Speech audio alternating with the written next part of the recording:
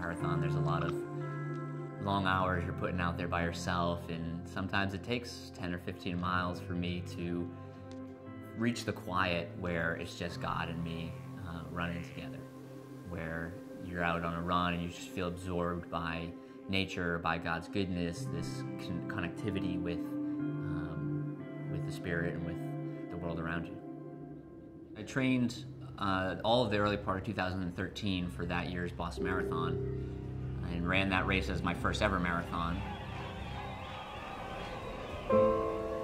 Just after the 3-hour mark of the marathon, 2 bombs exploded at the finish line, and the whole tone of my relationship with running changed. Whereas before it was about finish lines and medals and personal bests, it soon became about overcoming adversity or helping your neighbor. I've always felt that God made me a runner because He knew that that would be a language that He could use to communicate with me. And I didn't realize until Boston 2013 that maybe there was a vocational element to that too, that as a runner I could serve Him in the community. I dove into coaching and really was able to relate my own passion for running with the athletes that I coach.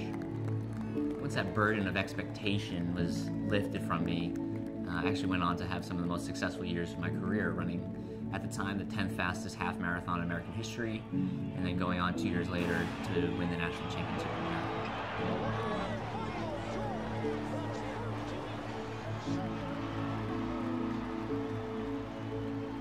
I qualified for the Olympic trials in the marathon in 2016 and again in 2020.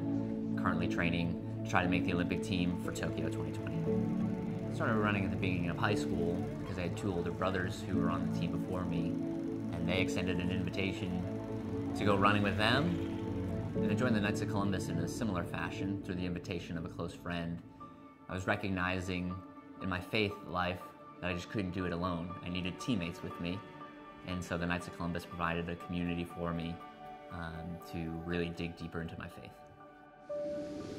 My job as a coach and a runner take me all over the world. I'm often find myself in a different city every weekend of the year. So the Knights of Columbus online finds a way for me to have a spiritual home and a spiritual community, even if I'm not in my hometown. Teammates have made me a better runner, and the Knights of Columbus are helping me to become a better man, a better husband, and a better Catholic.